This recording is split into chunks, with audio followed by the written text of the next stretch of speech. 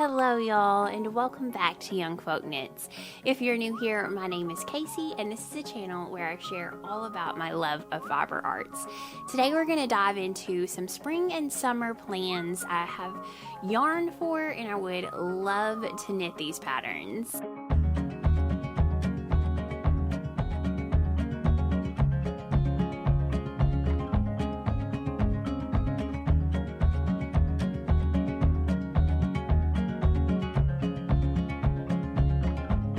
Here in Arkansas, we had a week of 70-degree weather, and then we have had a week of sleeting, a little bit of ice.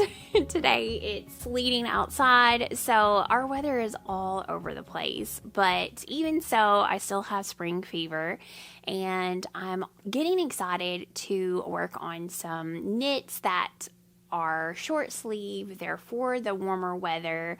Those summer knits are calling to me already. I went through and I got my maker's notebook, which I love to plan with, and I have a section in here where I have my 2025 plans in general. But I have another page which I have devoted to spring and summer knits for 2025. I actually have more things written down on this page than I do on my whole year of 2025. I'm not sure how that math is mathing, but I think obviously that means I won't be able to do all of this. I'll have to pick and choose which ones I want to complete. Now, the interesting thing is that a lot of these patterns I'm going to share with you, I've already started. Some of them I'm almost done with. So they're from previous years, but they just didn't get finished. Some of them are ones that I have really wanted to make for a while. So I've already acquired yarn for them. I just haven't had the chance to knit it yet. I still have 2 test knits I'm trying to finish up, and then I will have the freedom to knit what I want. And I think I'm going to really focus a lot on some of these summer knits. All of these I'm going to share with you. I have yarn for, they're ready to go, or they've already been cast on. So that's the long and short of it. Before we deep dive into pattern and yarn choice though, I'd like to give a quick thank you to the sponsor of today's video, which is Skillshare. Skillshare is actually the largest online learning community for creatives like us. It has such a wide breadth and depth of topics that no matter what your interest is, there's going to be a class for you. While knitting continues to stay my first love, I do just enjoy creativity in general. So there's so many different pursuits I would love to learn more about and to become more proficient in. One of those things is design, specifically illustration, because I feel like it sort of goes hand in hand with having a creative platform on social media. It's really nice to be able to create your own illustrations, maybe even create your own branding, or just to enjoy creating your own art digitally. One of the classes on Skillshare that continues to be not only a staff pick but a community favorite is the Intro to Procreate, illustrating on the iPad. Now there is an updated version to this class as well. I think this is so great because many of us have an iPad, and if you're interested at all in illustration or design, you've probably heard of Procreate. However, I feel like it has a steep learning curve, so this class is perfect. It teaches you all the things you need to get started using and flourishing in Procreate. By the time this class is over, creating digital illustrations will feel intuitive and as natural as drawing with paper and pencil. The class also covers all the hidden tools and gestures you need to make creating digital illustrations easy and fun. Plus, you'll learn how to make and share a cool time-lapse video of your art. So whatever your interest might be, illustration, photography, film and video, knitting, crochet, sewing, there will be leading experts and a great community to help you hone your skills. And that's why I'm so excited to partner again with Skillshare this month. The first 500 people to click the link in my description will receive a 1-month free trial of Skillshare. So choose your topic and get started today. Thanks again, Skillshare, for sponsoring today's video. All right, now let's dive into those patterns. All right, first on my list is a pattern by Sari Nordlund, one of my all-time favorite designers. I'm holding all my yarn in this bag I got from Barnes & Noble. It's super cute. It says Art Society, Barnes & Noble Game of the Year. I don't know what that's about, but I thought it was cute. So, first pattern is one by Rosenlund, and it is the Colette Tee. So this is a design that actually comes in the tee version, which I am talking about today, but it also comes in a pullover and a tank top. I test knit the tank and I love the pattern. I have wanted to make the pullover since the day it came out, and I've also wanted to make the tee. I've just never gotten around to it. So now is the time.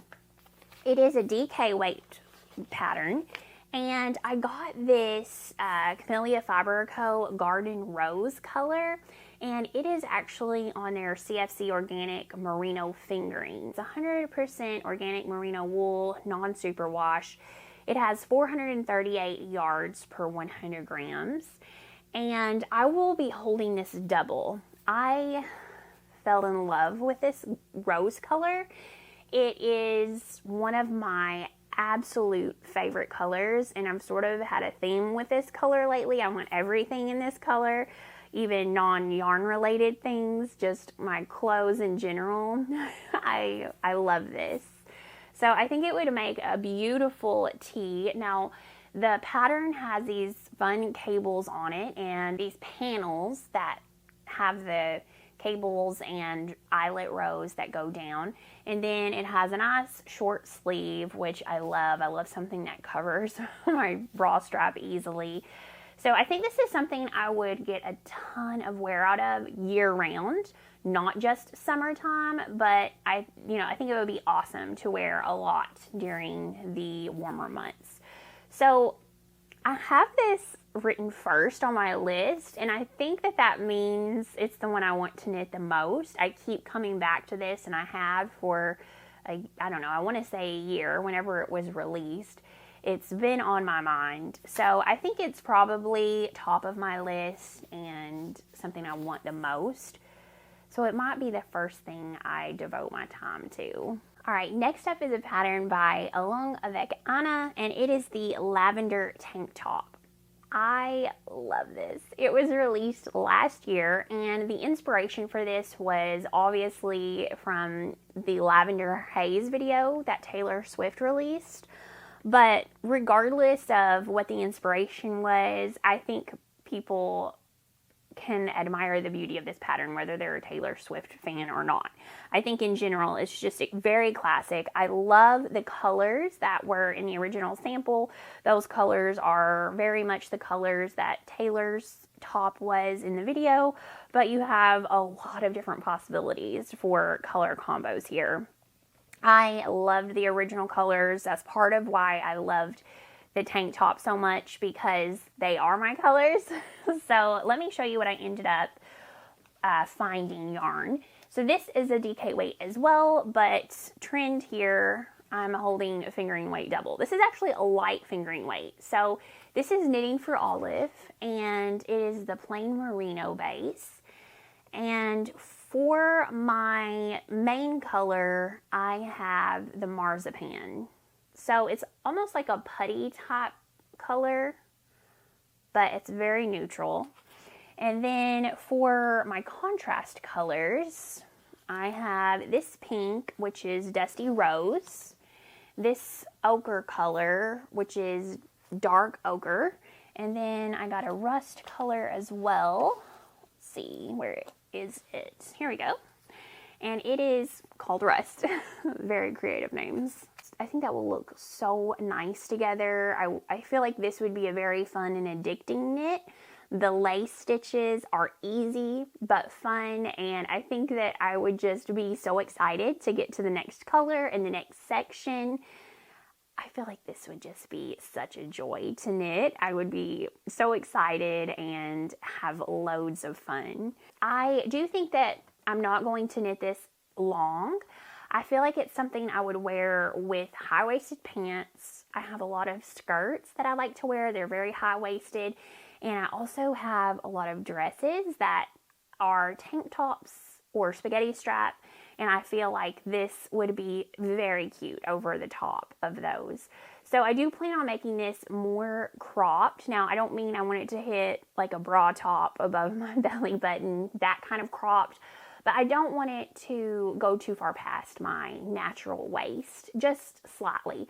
And I love the fact that it ties in the back, so I feel like you can get a different fit depending on what you're wearing it with. If I was wearing it with a dress, I would probably like to tie it fairly close to the waist so that it would have a more flattering look if I was wearing it with high-waisted pants. Usually the high-waisted pants are very fitted that I wear, so I think it could look cute, a little bit more cropped and boxy, so a little bit more open. Just lots of possibilities there. Next up is a pattern I started last year, and it's a design by Jessie May, and it is the Outline Tank. So I cast this on at the end of summer, and I cast it on the size 5, I believe. I'm trying to remember. But this is just a really fun boxy knit, and it has some really great details. Like after you finish, you drop the stitches back down, and you have sort of outline pattern of lines in different places, which are created by the drop stitches. It's got a V-neck and very short sleeves. And I am knitting mine out of a highlighter yellow color, which was dyed for me by Cozy Posy Yarn Co. Antonella very kindly dyed this up for me and sent it to me as a gift. She is endlessly sweet. But this is something I desperately need. I mean, I love the color, I love the design, and the yarn is actually the same yarn that I used for my Colette tank top that I tested for Sorry Nordland last year. So I used the DK version. It's called Lush Lino. This is the fingering weight version. It's just an extremely lustrous mix of linen and silk, and you could not ask for a more amazing summer yarn base. I hope that Antonella brings it back this year because it's absolutely fabulous. It's so drapey, it's so breathable, and I feel like this is a knit that would look so great with shorts, with linen pants, with over dresses. I need this for everything. So I've got to finish this up, and I've got a good start on it. That fingering weight gauge just kills me sometimes. Most summer tops are at a fingering weight gauge, which I'm like, oh Lord, plant-based fibers, fingering weight gauge. My hands get so excited, but we suffer for our art. Next up, I have written down the Moonset Tee. So I started a Moonset pullover, and I love it. But I think I want a short sleeve version, and I think I want it in a DK weight. So the Moonset Tee is a pattern by Ozetta, and it is actually a fingering weight drop shoulder V-neck tee with a lovely collar. The Moonset pullover, however, is a DK weight. So my plan is to knit the pullover pattern, but mod it to have short sleeves. And the yarn I'm using is this gorgeous, gorgeous yarn. It is a non-superwash merino DK base. It's called Authentic DK. It's a 4-ply. And it is this beautiful rusty color that she had in an update not too long ago. Kim did. And I think it would make such a fun short sleeve tee that I would wear year round. Now, I can wear short sleeve merino tees in fall and half of the winter here in Arkansas. So this is when I might push towards late summer, but it is perfection, and I absolutely want to have this. Such a classic, simple design, but it's very elevated in the little design aspects, like the collar. I love the drop shoulder, and I think the fit is just really nice. So I'm very much looking forward to that one. Okay, next up is something I casted on a while back. I'm not even going to tell you when because I don't want to lie to you. It was a while back though. And it is another pattern by Sari Nordland. It is the Rosenlund top. So I fell madly in love with this pattern when it was released. Absolutely had to have it. And it almost killed my hands. So this is a top that has incredible cables and lace. It's absolutely stunning. So beautiful. And I'm almost done with it. I'm literally almost done. I have even picked up the collar. I finished the sleeves. And now I just need to finish the body. And I knit this using Purl Soho's cotton, which is a sport weight base. They did kindly gift this to me. And I just have to tell you, this is such a special piece. I love it. I need it. But I had to stop because my hands were hurting so badly while I was working on this. And I just needed a break. While it was in my bag, it was on some of my Lantern Moon wooden needles, and it got stepped on by a child or a dog, and my needle broke. I'm not sure whose fault it is, but it's obviously mine for leaving it on the floor. So I need to switch to some different needles. This was actually not part of my interchangeable set. These were a pair of fixed circulars that I bought because I wanted to see if I actually really liked the Lantern Moon needles, and I did. I loved them. So I'll probably switch it over to a set from my interchangeable needles. That's where I am. Oh, I just found another project in here. How funny. Anyway, that is one I would love to finish. I have it in a Knitting Nelly bag, a summer camp quilted bag. It's so much fun. But I obviously need that, and I could finish that in like a week. So what am I waiting for? The next thing I have written in my book is the Seagrass Tank, which is a pattern by Samantha Guerin. Now, I did not actually test knit this pattern per se, but Samantha, she is my girl. I love Samantha. She's such a great designer. She let me help her choose the name for this pattern, and so she gave me the pattern while it was still in testing because I loved it. And I was trying to make it at the same time, but I was not able to finish it.